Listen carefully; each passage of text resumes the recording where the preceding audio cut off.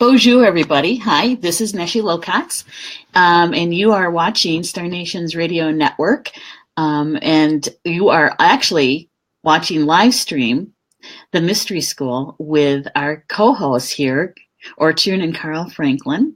And welcome everybody to the show. We appreciate you joining us. That's for sure. We're going to do just a couple of housekeeping things, if that's okay, Carl and Ortrun. Okay. Okay. Just so that we get, I try not to forget this because it's really kind of important. And I want to ask everybody if they wouldn't mind, if they would please share and like the show. And the reason why we do this, and let me tell you why, is because the more likes and shares we get on the live broadcast, the easier it is for people to find the show. And, we have such busy lives. A lot of times what we do is we think we really want to watch a show or listen to the show, and we get busy and we lose track of time. And the show is starting and we're still doing whatever it is. And when a friend shares it, you get a notification that a friend shared something, and you look at your phone or your iPad or whatever, and you get, oh yeah, I was going to watch that show. So if you wouldn't mind, I'm going to do it too. If you wouldn't mind liking and sharing the show, that would really be helpful. Thanks. And I'm going to put this up so everybody knows what they're watching. Welcome to the Mystery School with Carl and Ortrun Franklin. And we are in for a treat tonight, that's for sure, because these two have some information for us about the heart, and I can't wait to get started. What would you like to say to that? What would we like to say to that? Yeah.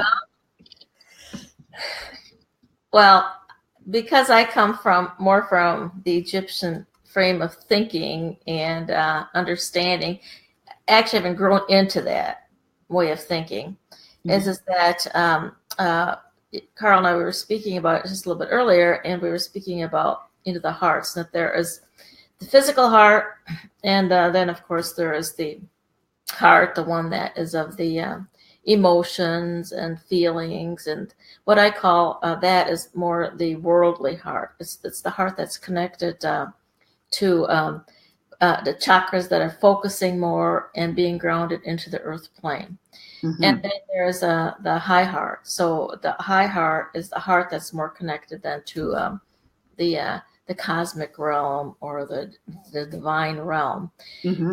And the journey is, I believe, that we go through the chakras in our growth. That's our cross, in essence, because if you look at yourself and you put your arm out, we carry our cross with us.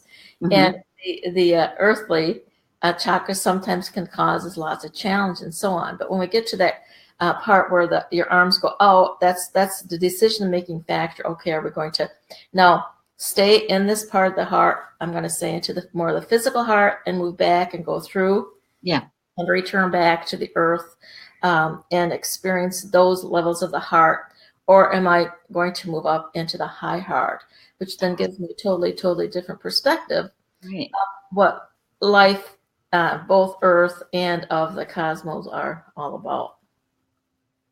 So when we're talking about, of course, we all know where the physical heart is, right? Right. Mm-hmm. And so when we're talking about those higher realms of the higher heart, where on our body, because I'm sure that there's some people who are just, maybe it might be their first time listening to the show or finding Star Nations, where would someone find their high heart within either their physical body or their spiritual body? Neshi, most people, I think, are misled. And they think that they are their physical body. Yes. Now, I don't know if you heard me say before, but in order to be a human being, we actually have 4 bodies. We have a physical body made out of earth material in order for our other 3 bodies to be able to fully experience and express themselves on the earth plane. And the bodies that express and experience through our physical body, we have a mental body, which is our mind. Mm-hmm. Our brain is connected to our mind, but it is not the mind. Right. We have an emotional body. Okay. And I'm going to say that the emotional body would carry, on one hand, the heart of the soul. And the fourth body then is our soul. And to me, my soul is a microcosm of the universal creator. Yeah. All right. And to say that the soul has a heart, I believe it does, which would be a high heart, if you will. And what we refer to the high heart, I would refer to also as the Christed heart. When we reach Christ consciousness, that is the heart we will be functioning out of, and that is the mind we'll be functioning out of. I get that. Do you suppose, and I know that the answer to this one, but I want to ask it anyway, that we as in our physical body, that we are in those realms, the not just the physical, but also where our high heart is at, that Christed realm, that we actually exist in all those places concurrently, simultaneously? In my experience of working with 3,000 light workers over the last 20 years, we all have higher aspects of ourselves. That is not all of us, but all who are light workers. And I'm going to refer to them as descended beings. We came here from elsewhere. Yes. Okay. And yes, we are an aspect of that higher aspect of ourselves, a lower physical aspect. But that we're still attached to those higher aspects. And in my opinion, all light workers have a Christed aspect that they have descended from. Our Christed aspect has descended from our seventh dimensional, which is our I am presence. And our I am presence descended from wherever. Right. It varies greatly. I love these kind of conversations. You know why? Is because it makes you stop and think about our everyday actions and how, if we slow down and just turn our attention to it, that our awareness is that when we come through our heart, our physical heart, to express emotion, we could be doing it more consciously from all those dimensions, right? These higher aspects of ourselves, if they want to experience and express in this world, they have to do it through us, through our physical body. Yeah. We're the ones that are teaching them what this level of creation is like. I just wanted to stop just for a second because we have a few people in the chat room I'd like to have you say hello to. And we have Cindy Lynn with us. Hi, Cindy Lynn. Hi, Cindy. Hi, Cindy. We also have Valerie. Hi, Valerie. Hi, Val. How are you doing? Good to see you. We also have Jocelyn. Jocelyn's in the house. Hi, Jocelyn. Jocelyn. Josh. And Robin is with us. Hi, Robin. Hi, Robin. Yeah, and of course, Cindy Lynn is saying it's so fascinating. It is. It is. And then we also have Tracy Civic is in the house. See, Tracy. Hi, Tracy. Yeah. Just wanted to say hi to all those people who have joined us. And if you have all of you with us. Yeah. On the wild ride, right? Yes. Yeah. And so from the Egyptian point of view, when we're talking about the heart and the spiritual part of their heart, that higher heart, how do the Egyptians see that? I mean, we believe that it's all one, that it's filtered through us, right? But how do the Egyptians, how would our Egyptian ancestors, how would they have seen that or explained that to us? Well, it's very interesting because the Egyptians really saw, in a sense, a little bit more, as you said, simpler in a sense. And they really saw the heart as being part of their body, but that it was actually being ruled by the stars. Actually, is what they believed, is by the stars and by the gods that they believed in. And they were the ones that were really directing. And they believed in the chakra system. And as long as you kept that chakra system open and flowing easily, then you could be, completely always function at the highest level. They believed in, interestingly enough, I was just reading this and I had never come across this one before, but they believed that there were 46 channels, or like 46 channels going through our bodies. Uh-huh. We talk about the 7 chakras, and we talk about the 12 chakras, and we talk about 144,000 really when you're talking about the physical, mental, emotional, and the other bodies we have. Right. So, but I've never heard the number 46. I've heard 15 chakras, some going into the earth, some going up into the heavens. Right. They said in this particular article, it said that there were, and they found this in a papyrus, actually. Uh-huh. They saw the energies flowing through these 46 channels throughout our bodies.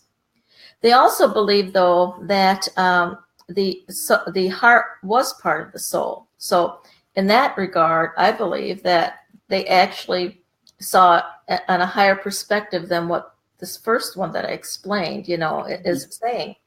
There are many parts that were part of that soul, and but the heart being very, very much the center of the soul.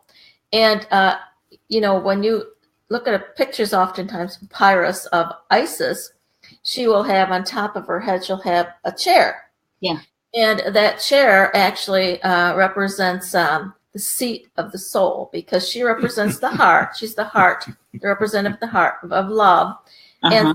And to me, by looking at that picture, yes, she represents the heart, but this chair is above her heart. Mm-hmm. So that to me represents being above that our 12th chakra, or into the higher realms. Uh-huh.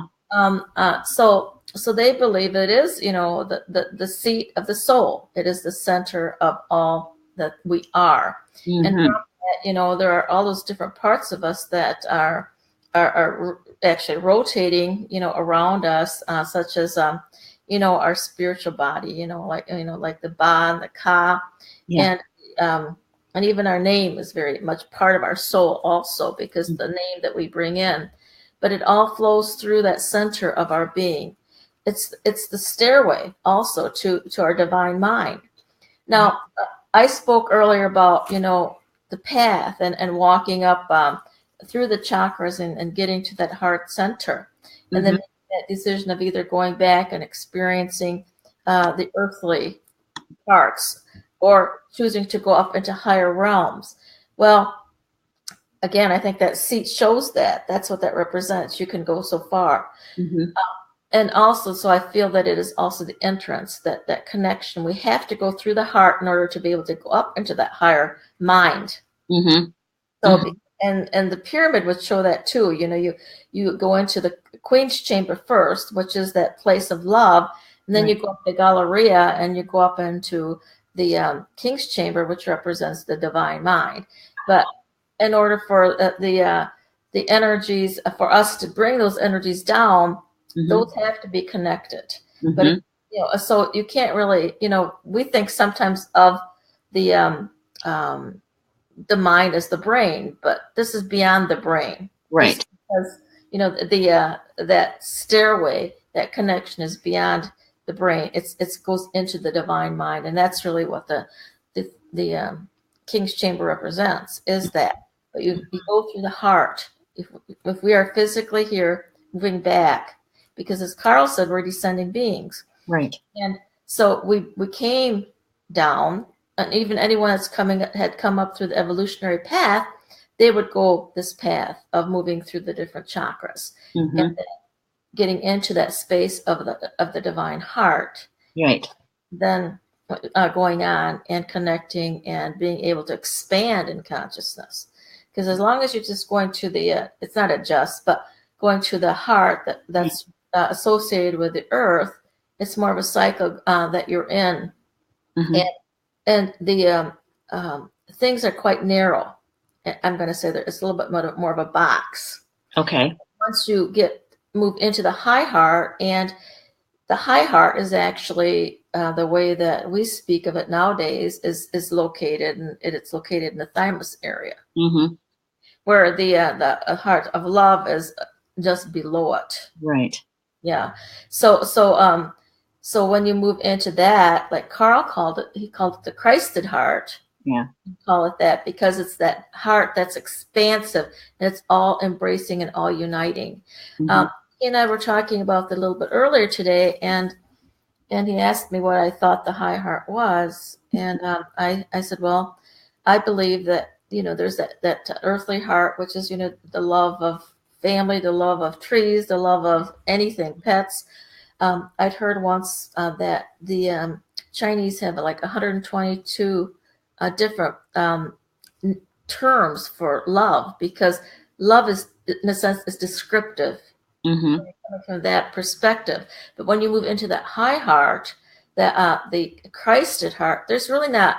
It's love, and that's all it is. It's all inclusive love, is what the high heart is all about. Yeah. So when we're to that point where we move into that high heart, then it's not only here, this earth plane that we're embracing. We're embracing the universe. We're embracing all of creation. All of creation. Right. Uh-huh. Right. Yeah, yes, and that's when we really have brought that heaven and earth together. Right. So walking the earth plane. Yeah. And I get so excited when I talk about this stuff, because in the tradition that I was taught in, and how to look at the medicine wheel, in my clan, in my family, we didn't have the medicine wheel that most people see are the ones with the stones, and they have the marked areas. In our tradition, we didn't really have that, because we didn't have the open plains like they do out west, right? Because we're surrounded by forest. Mm-hmm. And so it was really more about the feeling of each of the directions. And I was taught that in the East, it is about the mind. Yes. And in the West is about your feelings and your heart. Mm-hmm. And it's that they call it the black road. Oh, I'm sorry, the blue road. There's always a two different people, or two different ways of explaining it. And I just heard my guys go blue. Okay, so the blue road, the blue road is the road where we master our mind and our hearts to bring them together so that you're in balance. Mm-hmm. Right? And that's our experience here. And that's where we gain our wisdom from. Mm-hmm. Is that those experiences to learn how to balance our mind and our heart. Mm-hmm. And then we take our experiences on the red road, which goes from the south to the north. And that's taking all of our experiences, everything that we've learned, and we're taking it to our community, which is in the north. And that all happens simultaneously. It's not one before the other, but it's all happening all at the same time. And it's very similar to what you explained, both of you, because it's not just the physical, but it involves all of our bodies. It's just not the physical body. Actually, to me, that is impressive, and it shows how advanced spiritually our Native Americans were and are. Yeah. And because the Europeans that came here were not that advanced, they did not recognize, and they saw them as primitive because of the way they lived in comparison.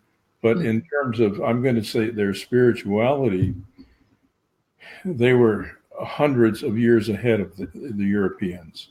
Yeah. But I think that's all happened for a reason too. I mean, is that it's a part of that journey, that walk between the head and the heart, and to find the balance.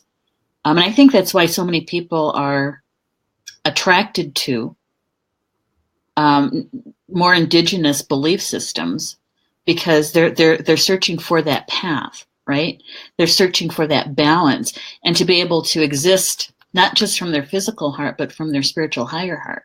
That's what I think. That's my 2 cents. To me, even today, in quote our modern high-tech age, our our religions aren't up to that point yet of seeking to draw together the head and the heart. Yeah. Well, but really, actually, when you were explaining that, Neshe, to me, that very much represents what I said with the cross, that we are the cross. You know, it's the east, west. You know, this is our arms going the different directions, and the north and south, where the chakras are going up. So, and again, it's really saying the same thing that you're saying, except you're saying it, and I'm going to say in a way that's much more understandable. So, this makes me believe that if you go back far enough, that they did know what they were talking about. Yes, those ancients knew something. Right. And it was the one. Oh yes, he's talking about the ones that brought the religions here, from the Europe. But that's not really, because this goes way back, because the crosses have been around forever. Right. They've been symbols forever, and it makes lots of sense to me what you said, because as I said, you come to this point, you're going back and forth, and are you deciding to go now and move into that red road, and then you're going up and down, and of course, and it sort of reminds me of the toric field, if you think about it, because when you're starting to go the north-south path, right? And as I mentioned, you get to the heart, and that's when it flows out and it comes back around. If you see, the toric man, that figure that they show, or it goes around the world. Yeah. But once you decide to connect with the rest of what there is, then it goes and it flows up through, like a fountain, and it surrounds you. And that's when you're connected, with all that there is. And that's when you're really in that space of, the mystical and the divine love. Right. They call that it's called the Vitruvian Man, and or Leonardo da Vinci man. Yes. That's what it's called. I was wondering, now that we've kind of touched on what the physical and mystical heart is, I'm wondering if maybe our audience isn't prepared enough to do a meditation. Well, Neshe, before that, I would like to ask those that are listening, if they have had an experience that was significant to them, that opened their heart. Oh, good one. Yeah. So let me type that on the screen, okay? So we're asking the audience, have you had an experience, a significant experience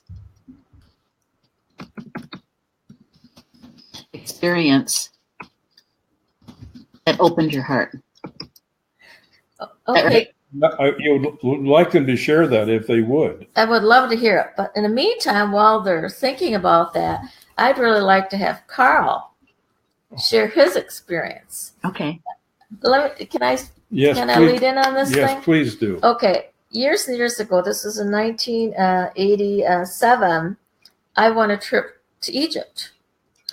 And we were going to be going, this was like July, and then we were going to go in November. And so I was working really hard to get money together for Carl to go. And I said to him, I'm so tired. And he says, well, you're the one that wants to go. And I thought, he doesn't want to go. Well, interestingly enough, he did go, but that journey was really something for both of us. But for him, it was specifically a heart-opening experience, because he was in a space where he really needed to still open up his heart. And he had experiences. Do you remember them, Carl? Because I'd love to have you share those. Well, I remember in the Great Pyramid, I went to the Queen's Chamber, which is the heart, and the pier represents the heart. And I never got to the King's Chamber, and it's as if I wasn't supposed to go there. I was supposed to go to and anyway, on that trip, I was really quiet and withdrawn, which is just the opposite of my normal personality. Something happened, and my heart was open in the Great Pyramid. That was one experience. And I'm going to thank you, Cindy. But I'm going to have him share one more thing. Okay. I don't know if you must remember No, it, but we were at the church where the apparitions were occurring, where the Blessed Mother was occurring, the Coptic church, and truly, you know, people were experiencing. I remember one of the ladies coming out. She was somewhere. She walked out and she said, you saw her too, didn't you? You saw her too. You know, because she really did see the Blessed Mother. But you were outside and you were walking around the church. And do you remember what happened to you? No. Well, he told me this, that he said that he was walking around the church. Okay, now you share it. Okay. There was suddenly standing in front of me, there was an angel. And it was just, you know, as real as anyone. And she simply laid her hand on my heart. Oh. And it opened further. So I went on that journey to have my heart open. Ortrun went on that journey to help her remember who she was and what she experienced and what she learned when she lived there centuries earlier. Yeah, but it was very deep for him. It was very, very moving and very emotional for him because I remember him, you know, especially when he said that, you know, an angel appeared right in front of me and it was knocking at my heart and then disappeared. Yeah. So that was quite an experience for him. Life-changing, for sure. Right. And Cindy, thank you for sharing. You said that you had the death of your husband. Can you elaborate on that a little bit, or? Let's see. She says she opened her heart opened. My heart so much, and to actually live to learn fully. Think full love and value even the hard times. That's absolutely beautiful, and thank you so much for sharing that, Cindy, because his death also brought in so much learning, healing, and spiritual teachers. Yeah.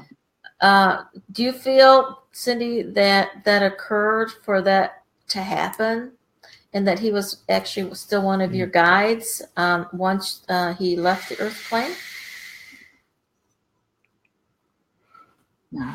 We got just a little bit of a delay, so it'll take her like 5 seconds to hear your question and then make the response. Well, they're telling me that he part of his life contract was he was here to help her do that.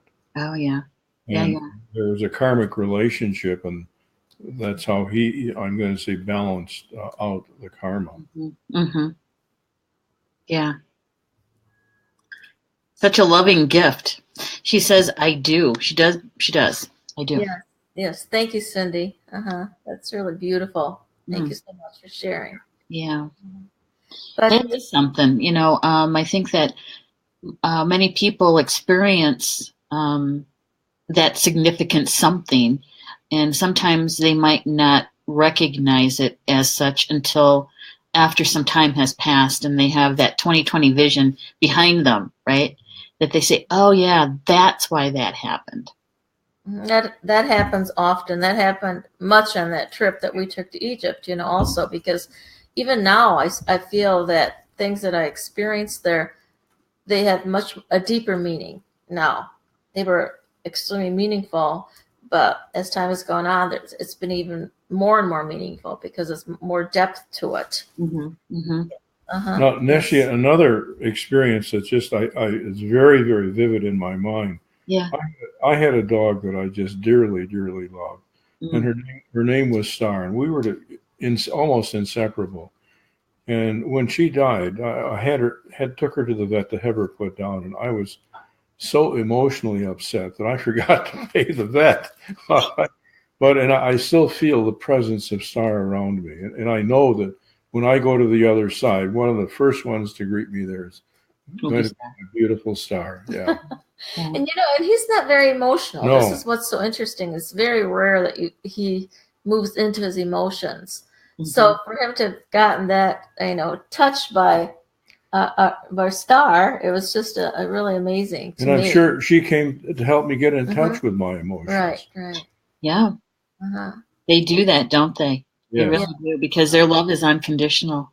Yes. Yes, it is. That's exactly so. It's so.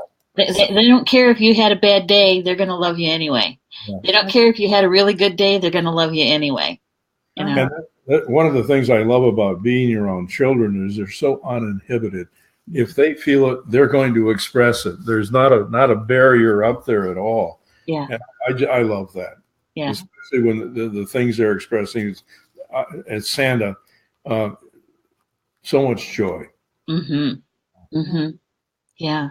So, one of the questions I get sometimes, especially when I was teaching Awakening the Illuminated Heart classes, is how do you know when you're really in your heart, when you're living from your heart? How do you really know? How do you know it's just not your mind making this to be true, and how do you know? How do you know? Because there's so much in their mind trying to prove it to themselves. And a lot of times what I'll have them do is just remember a time when they were so immersed in something that they really love to do, whether it's music or dance or artwork or a craft work, and time just slipped by. I mean, it meant nothing to them. The first they looked at the clock, it was 10 o'clock in the morning. The next time they look at the clock, it's noon or 1 o'clock, and they just feel joy because they were so immersed into it. I said, to me, that is when they're showing you that this is what it feels like to be living in your heart. Yes. Mm-hmm. And but what would you say to that? Well, I tend to agree with what you're saying, because I believe that when you're living in joy, that is when you experience that peace. I mean, when you're living in love, the high heart, you're experiencing the peace and the joy. Mm-hmm. And again, those are expressions that are that, you know, you can say I'm peaceful, but you don't say I peace this or I peace that, there's not that kind of a thing. It's not. And when you're in joy, there's no other word to say. It's just, you are, this is it. You are that. I am that I am. And that's the way that you feel. And I think that while we're walking this road, we get glimpses of that. Yes. But the more that you focus on creating and becoming and having that desire, and then I'm going to put in that mix, the most important thing of all is trusting, then that becomes part of you, more and more a part of you. Yeah. And, I think as long as we're on the earth plane, we're going to have that time of questioning, but the more that we have these incidences happen to us, the more it does allow us to trust, so that we can truly live in that space. And then it gets to where you're living in that space most of the time. Every once in a while, you still slip into something else, but then you learn how to get back into it much quicker. Right. Well, I think you're actually shown that for a reason, though, because you get to say, wait a minute, I feel good doing this. And it doesn't feel anything like that when I say or do this or that. And so you see the contrast between the two, and you can make the decision, I want to spend more time in joy and in love than I want to spend in frustration or, anything less than love or joy. And it's uncomfortable to be over there. Well, it is, but that's part of the learning process here, right? And also, I think the reason for it is so that we can experience both sides. Because I think that when we experience both sides, then we always come into the space of, I'm going to say, neutrality. And I'm going to say that space of neutrality is the heart. When you the high heart, because that's when there's the knowing is there. That's what comes in, is the knowing. The neutrality. Some people I think confuse that neutrality with not having any emotion. Exactly. But that's not what that means, especially when you go back again into the ancient Egyptian way of thinking. It's when you have balanced them out, because when you balance out both the positive and negative, and you've seen this, you understand both sides of the whatever it might be of the emotion, let's just say, and you bring that into that centeredness. And have and feel I'm going to say the peace with it, because you're not going to, until you're to that space of the loving it and the knowing, you're not going to feel like total peace. You always have something nagging at you, Yeah. until you've moved into that. So that's sort of a test for you Yeah. to be able to recognize when you really have come to that. When you're dealing with things with your spouse, for instance, or a friend or anyone, when you've got this situation, that's going on, and when you've totally resolved it, which is that state of neutrality. Mhm. And neutrality, sometimes people think, as you said, they feel like there's no emotion, but it's not that. It's that you have looked at both sides and you finally are comfortable Mhm. with and understand, because you're understanding both sides then. Right. Right. And, Right. and, Right. and if you understand both sides, then you've gotten to learning. Yes. Gotten that learning, and that's where that, Yeah. the beauty and that joy comes in then. Right. Right. When I was early in my studies, when I found Thoth, Mm-hmm. all those years ago, a couple decades now, when one of my guides is his wife, Sishat, Mm-hmm. and the path of Sishat is about that balance between what we were just talking about and finding the neutrality and understanding both. And when you have really strong emotions, especially the emotions that are more negative, then you know that there's a lesson being learned. And Yes. instead of saying why me, or going into a victim kind of mode, you're saying, what do I have to learn here? What am I not seeing? Right. Yes. You know, Right. And that's how you become the great teacher. Mm. And that's how you become the good counselor, because Mhm. you have learned and you've grown through those things, and you have discovered, but you've opened yourself up. You're willing to do it. That's the key, is that going into that willingness of the understanding. Yeah, and as a human, you don't jump to that right away. No, it's You kind of work your way in that direction, and Mhm. And so I think the more that you get into that, into your heart, into your high heart, your life just totally changes. It's this it's as though you're walking in peace. You can feel that, you're walking in peace, and it's not that there's never anything going to be coming into your life anymore. But as you said, you you understand that it's there for a reason, and yeah, you continue to um, learn from it, and see. yeah. You might make a Um, few mistakes, but you still learn from it. Cindy Lynn is saying wounded healer archetype. Yeah, Uh-huh. that's Yes. pretty close. That's Uh-huh. pretty close. It is. It is. Yeah, And we've all been those wounded healers, haven't we? absolutely. That's part of part of that journey. And we're here for different reasons, of course, but when it really comes right down to it, if there is an end, we have experienced all of everything, so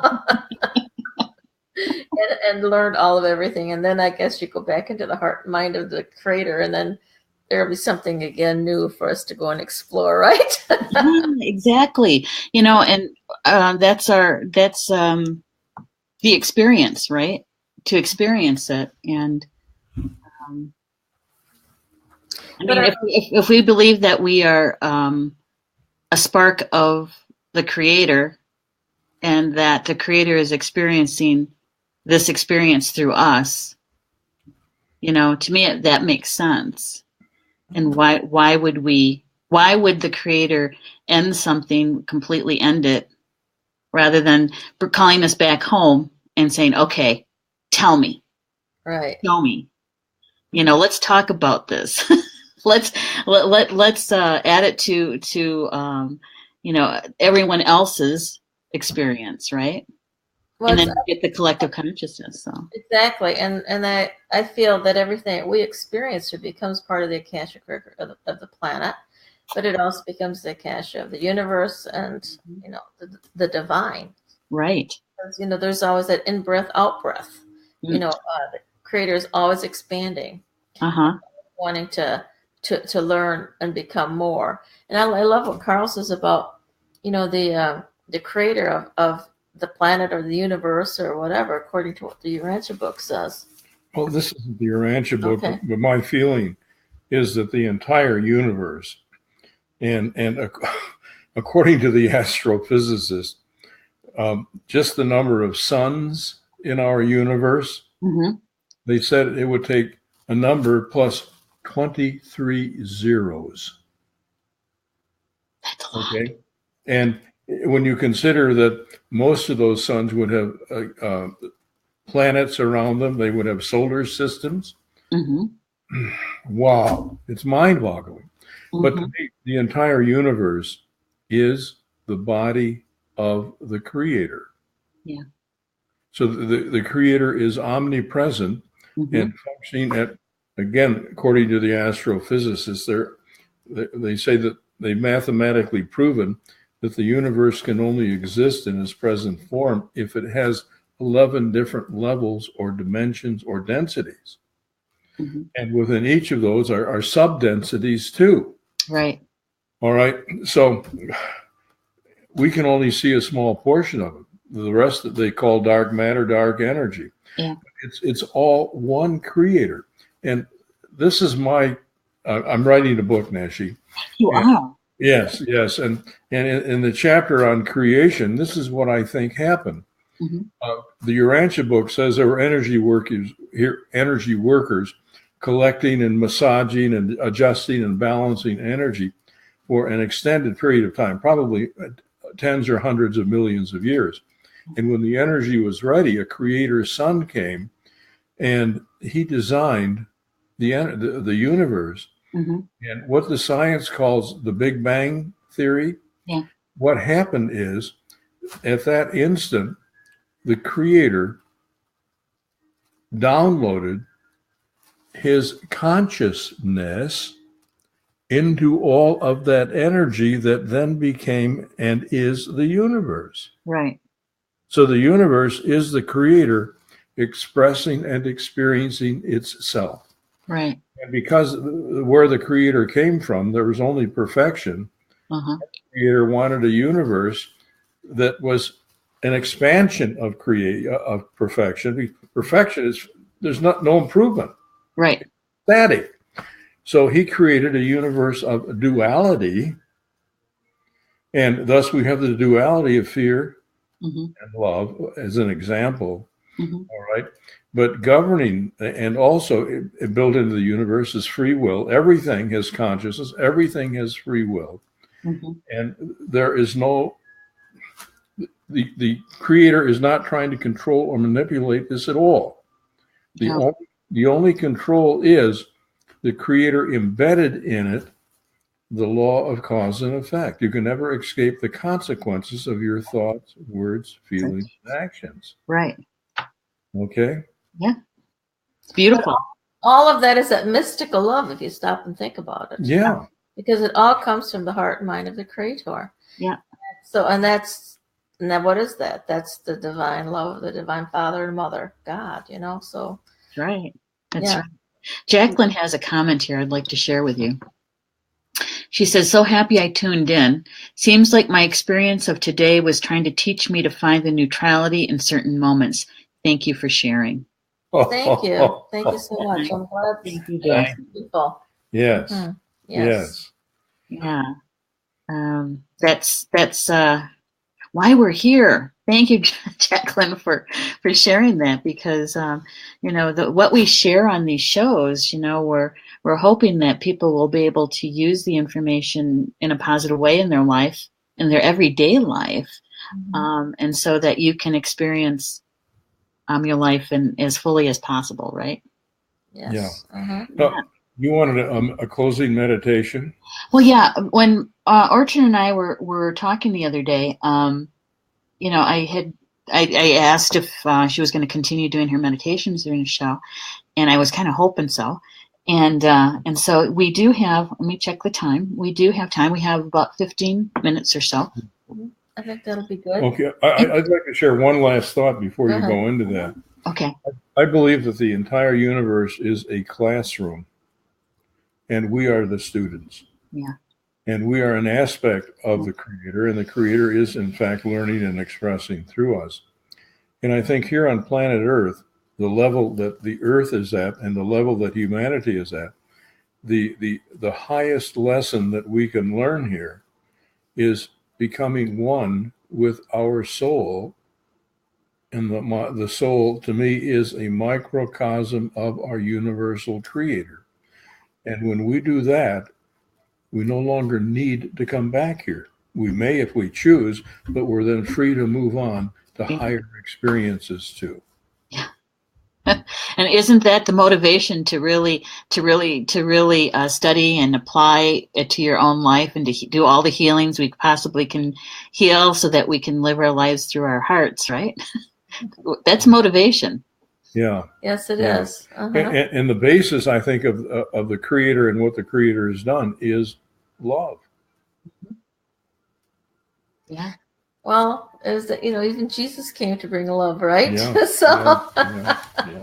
love, peace, and joy, and that's what I think all of our, prophets came to bring. Is that something happened here? My husband moved the camera, so just it's okay.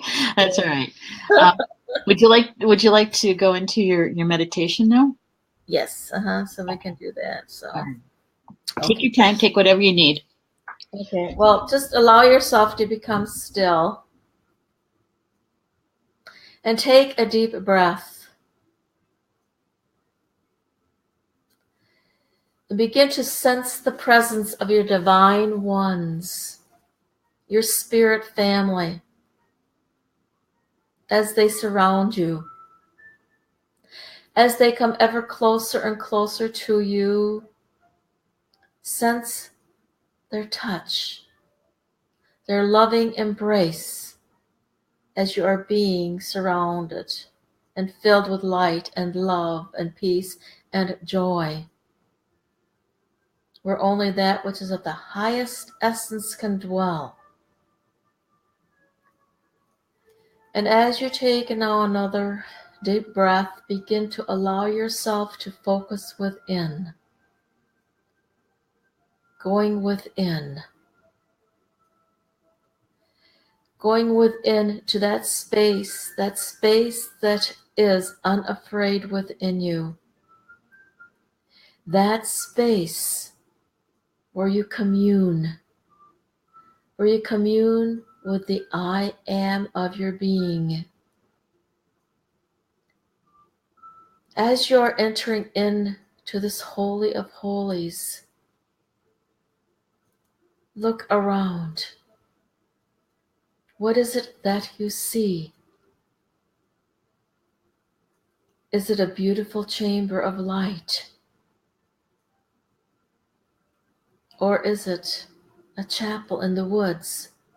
What might it be? But recognize that whatever it is for you, it is deep within you. It is deep within the divine heart. The heart that we speak of. The high heart of your being. For all that is within you. And within you is your divine soul. Within the soul and the center of your soul is that part of you called the heart, or the ib. The ib, the seat of the soul, the heart. It is the stairway to higher ascension. And as you are in this holy space, before you see now this magnificent stairway, this stairway to higher ascension, to the higher essence of yourself, moving from the divine heart into divine mind, connecting the two, for they are one. They are the divine God and Goddess that dwells within you in perfect balance, in perfect harmony, ever synchronized, becoming one heartbeat, the heartbeat of Divine Creator. Sense that beat, that heartbeat within you. And as you focus upon it, sense how you begin to feel not only a heartbeat that is within your physical body, your mental body, your emotional body, and your spiritual body, but you find it expanding, ever expanding, for your heart, your high heart has no limitation.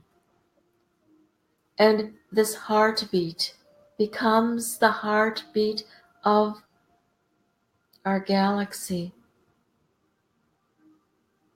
For you are the galaxy. You are the Milky Way. You see surrounding the planets. They are swirling around you, for you are their center. And as you take another deep breath, you find yourself expanding even further out, moving and becoming the center of the universe. And this heartbeat that is within you, the universe, sense it. Sense it as it moves outward, as it expands outward, and as it projects back in with you, within your heart divine. In breath and the out breath, it is taking place. The heart ever expanding within you. And sense how it continues to stretch out even further, and it moves not only to this universe, but to the many, many universes.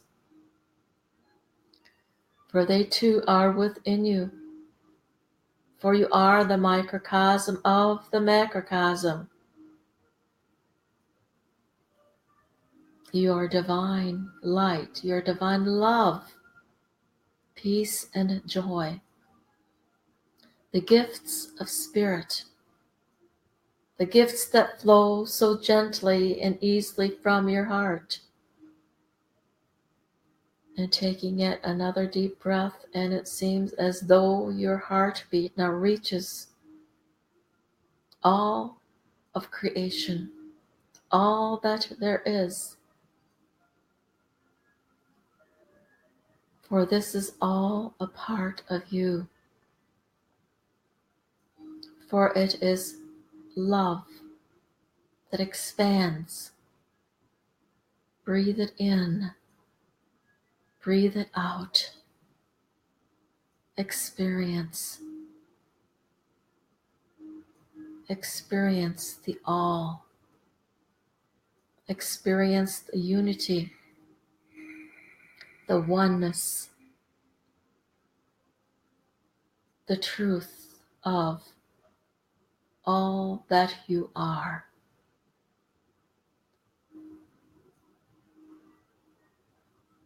You are that divine being. Breathe it in. Breathe it out. See it expanding, ever growing. And as you do so, it becomes larger and larger within you.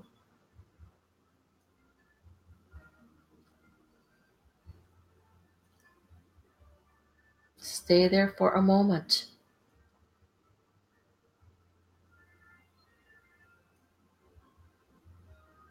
Feel the divine energies that flow around you, that permeate your being. It is all of you. For you are all that there is. And around you is all that there is.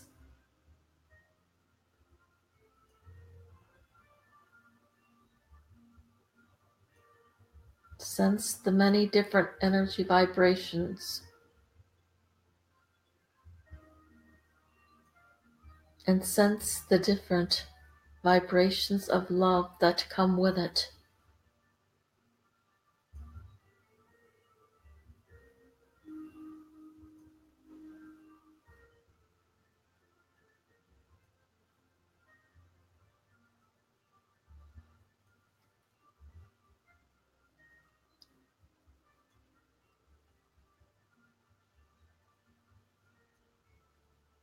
And as you are ready, begin to bring these energies, this essence of who it is that you truly are, the I am that you are, the I am that I am. Bring it back into your universe.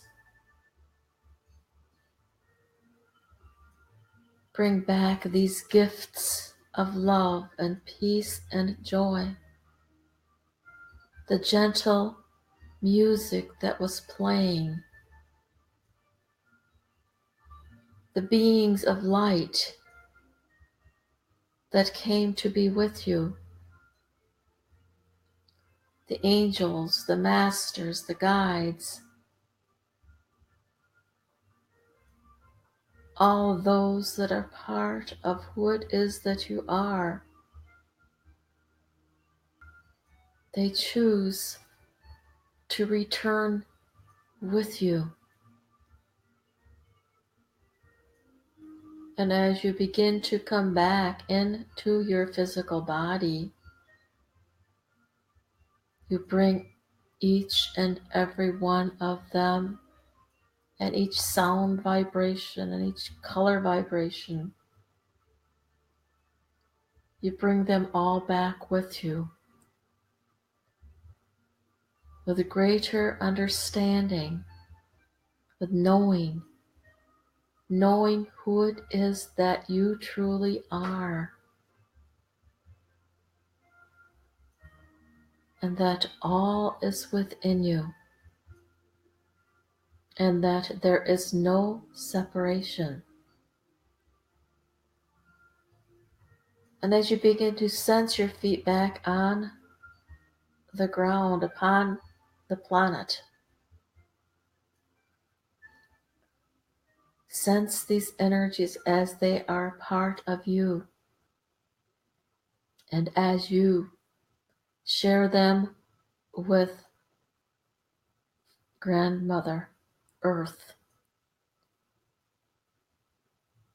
for there is now no more separation. There is only the one. There is only the heartbeat of divine love.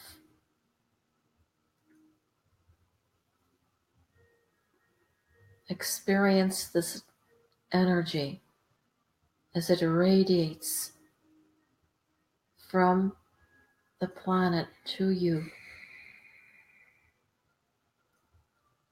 You are the heaven, you are the earth. Connected. And so it is.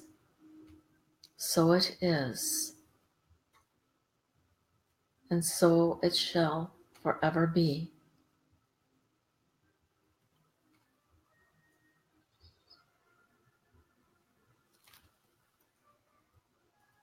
Thank you. And as you are ready, begin to open your eyes, feeling your feet upon the planet, upon the ground.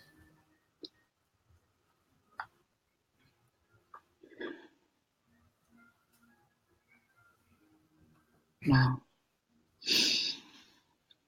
Thank you, Ortrun. That was wonderful. Thank you. Yeah. Yes. Thank you, Carl. To feel that connection to all that is, Mm-hmm. you know, and hearing the universal heartbeat, even before you said it, you know, it must be the drummer in me or something. Because I could hear it, the pulsing, you know, and Exactly. feel it. Yes. Yeah. Yes. Yeah. Cindy Lynn saying, amazing. Thank you, Cindy. Yeah. And she's saying she felt the heartbeat too. Mm-hmm. Great. Well, I want to send my love and joy and happiness to all that are listening. Thank you. Mm-hmm. And thank you so much for each and every one of you for tuning in this evening. It's really a privilege for us to be able to be with you, and you know, for us to share our energies, but you just share your energies also. Yes. And you know, because the more that are gathered together, we know that that is certainly a gift, right? Absolutely. Absolutely. Thank you, And Val. yeah. And thank you, Valerie, for saying that. She says, thank you. Expanded love is the goal. It certainly is. And Neshi, thank you. Yes, thank you for hosting us. I appreciate that. You're so welcome. I would be here watching anyway, so if I can help out at all, I'll do it. Okay. Yeah. And thank you so much, the two of you, for taking the time to be with us and to share your wisdom with us. You know, I don't know how you feel about it whenever I say this, but you know, the two of you are elders here in Star Nations, and so I appreciate whenever we can get together, and so I can listen and learn even more. So I appreciate that. And, Well, thank you, because we feel that you're very, very, well, you're filled with all kinds of wisdom and knowledge. I think everyone is, everyone has. Yeah. It Where, just where, depends. where did your Indian tribe? Where did they reside? In the upper Midwest, my Potawatomi, the nation, actually started out on the East Coast and got pushed west and ended up around the Great Lakes. Okay. Uh-huh. My Ho-Chunk ancestry, also, well, actually, they're part of the Sioux Nation, the Oceti-Sokoan Nation, and they used to be in this part of Wisconsin. And when they went back across the Mississippi, there was a band or a clan that stayed on the eastern side of the Mississippi. Oh, okay. They became the Ho-Chunk Nation. And then my dad's people, the Yaqui Nation, is from Mexico. Oh, okay. Yeah.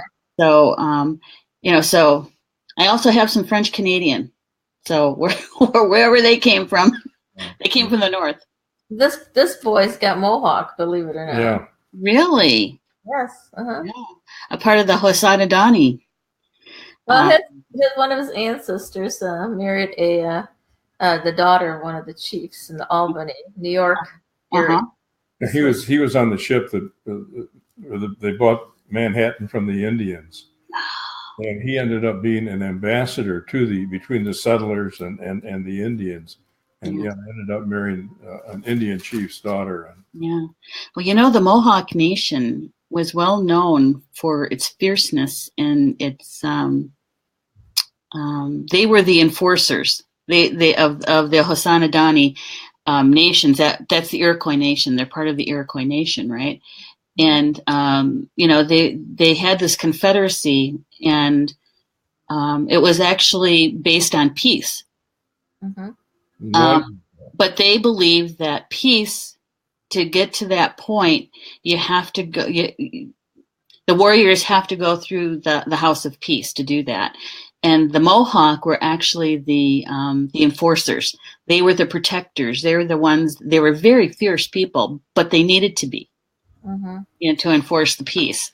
So, well, it's just, to me, it was very interesting because I would never have thought that he had any Native American in him at all. Yeah. Because on his mother's side, he comes very, very close to where I come from in Eastern Europe. Mm-hmm. So, and really the background is very similar to ours, Yeah.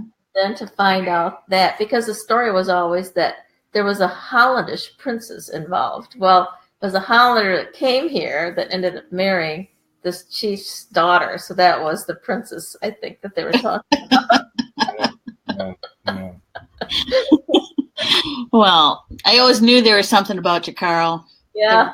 That must be it. It must be the native blood. Right. Well, you're probably also turning into the Transylvanian side of me. My grandparents emigrated from Transylvania. Oh, okay. Oh, okay. Well, that's another story we'll have to get into. When you combine Indian with Transylvanian, what do you get? I don't know. What do I get? I don't know either. I guess I do. Weird. I don't know. Well, anyhow, that's that. Well, yeah, we just want to say thank you to our audience. Thank you so much for being every one of you for being part of the Mystery School. And you can catch the Mystery School with Carl and Ortrun Franklin and myself, Neshi Wilcox, next month, the second Tuesday of every month at 8 p.m. Eastern, 7 p.m. Central. And we'll see each other again next month. Good night, everybody. Good night. Bye-bye now.